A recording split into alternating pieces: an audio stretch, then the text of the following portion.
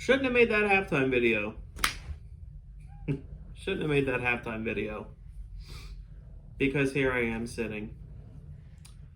It took me a few days to bring myself to make this video.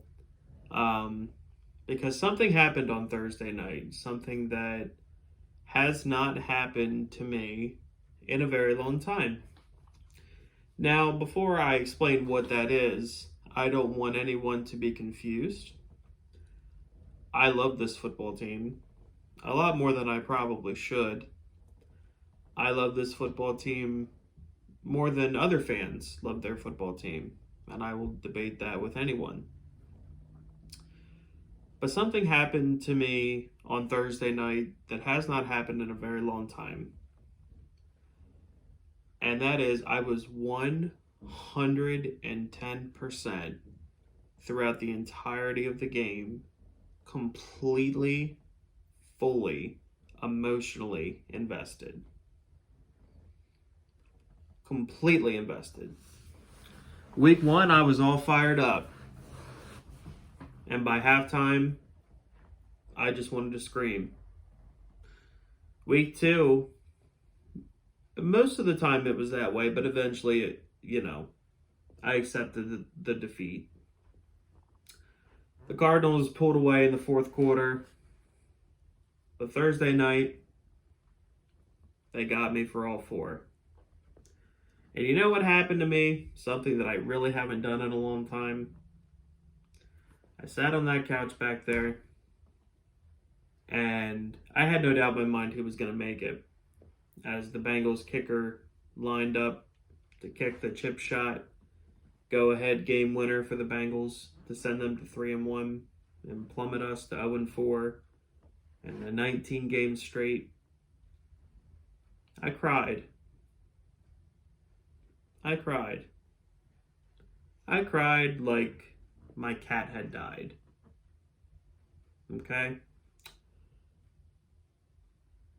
I just want to win.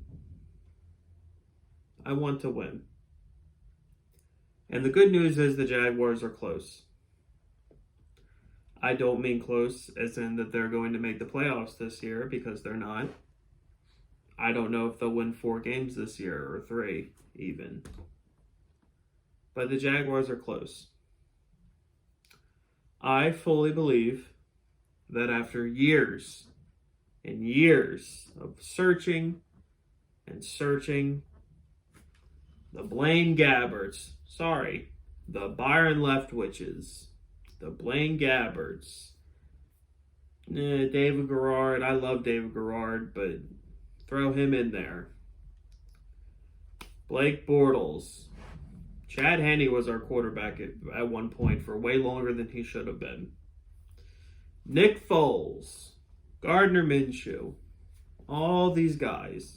Luke McCown even opened for us one Sunday. Season opener. I think it was 2011. Which is depressing to think about. All those guys. The Jaguars have their guy. Trevor Lawrence is a franchise quarterback. And for all the Jaguar fans who are calling him a bust, please. I don't want to associate with you. I don't want you to be in my fan base. Okay? Because Trevor Lawrence is a franchise quarterback. Now I'm getting serious. Now I'm not leaning back. Now I'm looking straight into the camera. Trevor Lawrence is a franchise quarterback. Through 4 weeks of NFL football, every week he has gotten progressively better. And Thursday night on a short week in a hostile environment, Trevor looked fantastic. Well, I'm not going to say fantastic. Because fantastic would have been like 3 touchdowns and 500 yards. But Trevor Lawrence looked every bit of the reason why. Oh, that's why we were all tanking last year. That's why we've been talking about this guy now for months and months and months on end. There it is. That's why. Now, he's not at the same level that Joe Burrow is, because Joe Burrow has been in the league for a whole year plus a few games. Of course, he's going to be a little bit more ahead of Trevor Lawrence. But barring that Trevor doesn't have a major setback injury like Joe Burrow did, this time next year, the Jaguars will be a winning team. They will be. I believe in that. I believe in Urban Meyer. Although,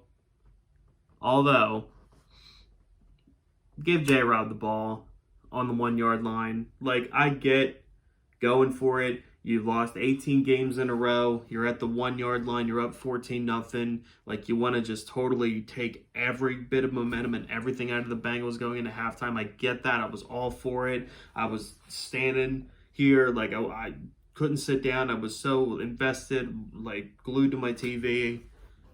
They didn't get it. And ultimately, like, it's part of what cost us the game. I'm not going to say it's what ultimately cost us the game, because the defense can't get off the field because we have no pass rush outside of Josh Allen, who needs to stop dropping back into coverage, because that doesn't make any logical sense. You're probably the same result dropping me back into coverage. Like, that's stupid. On a third down, especially a third and long, you're going to drop Josh Allen back into pass coverage instead of having him go after Joe Burrow. Stupid. Anyway,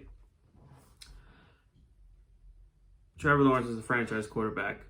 The Jaguars are okay for that aspect. We're okay. Finally, we're okay. Unfortunately, I don't think we are going to reap the benefits of a lot of wins right away in his first year. Next year, and especially the year after that, the Jaguars will be a powerhouse in the AFC. And that can put a smile on my face. That can make me happy. But what doesn't make me happy is this defense. The defense is not good. Maybe trading C.J. Henderson wasn't the best idea. I don't know. I have to believe that something is seriously wrong with him mentally, or he just outright told Urban Meyer, like, I don't want to play here anymore. But he's not that. Like, when Jalen Ramsey says that, it gets total media coverage. But C.J. Henderson in the NFL aspect is a nobody. If we're being honest, he's a nobody. So if he went to Urban and was just like, I don't want to play here, then okay, get rid of him. I don't want him if he doesn't want to be here. But not having him hurts. And it's because, Tyson Campbell, I don't feel like he gets beat a lot as far as, like, separation. I feel like he is always with the receiver. But there are so many times where if my man just does this, he at least has a chance to just put his arm up, do something to make some kind of play. Because he's always in position. He has no ability to do this. And I don't know why. I would imagine that they're trying to coach that out of him, but it's probably how he has played. He's probably tried to get away with his pure athletic ability throughout his little league, all the way through high school, through college. And it's about beating that into his head to coach that out of him. So hopefully, because if he can fix that, Tyson Campbell could probably actually be a solid corner. But as of right now, like, it's frustrating because, again, I see a lot of times, like, he's there. Now, that one deep ball to open up the second half, Jamar Chase just beat him. But Jamar Chase is a special prospect. So that's not, you can get away with that. Or it's nothing to be ashamed of, I guess I should say. Also, I may get some hate for this. I don't really care, because I really do want to see what Andre Cisco can do, because I think Andre Cisco has a much higher ceiling than Andrew Wingard. But I don't know if Andrew Wingard is actually as bad as we think. Ooh, did I just lose all my subscribers? Maybe I did. Don't get me wrong. There are times where he's unwatchable and he sucks. But I'm kind of seeing more and more, like, he actually ain't that bad. Not that bad. Now, again, I want Andre Cisco to start over him because I think he has a much higher ceiling. But I just don't think all the Andrew Wingard hate is totally plausible. I'm going off on a little bit of a tangent.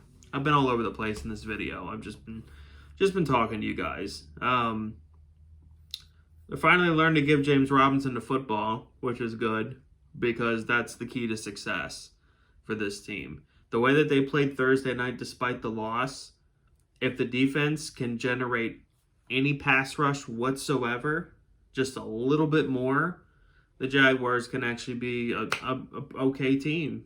They can actually be pretty somewhat solid this year.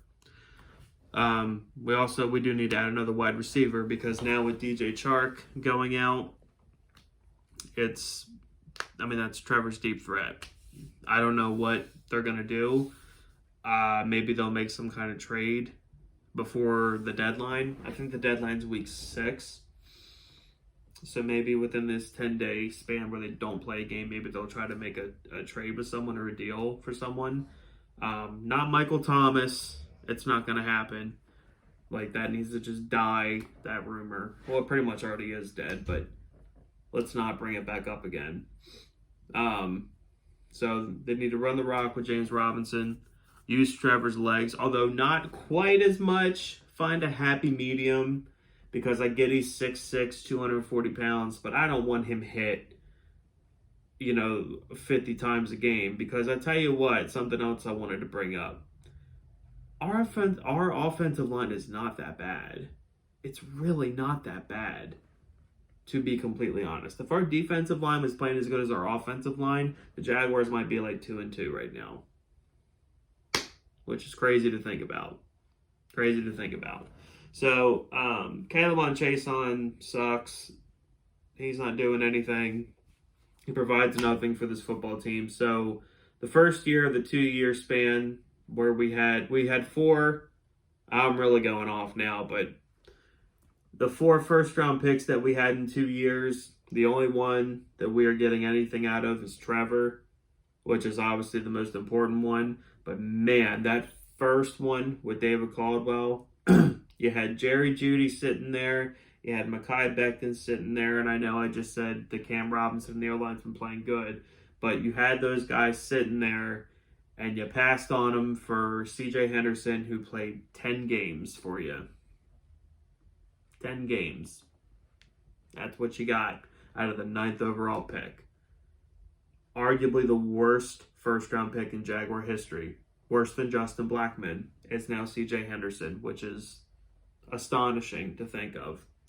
And the 20th pick, again, I say this a lot, but you might as well put me out there because me and Caleb Chason would probably have the same amount of stats come up because he does nothing.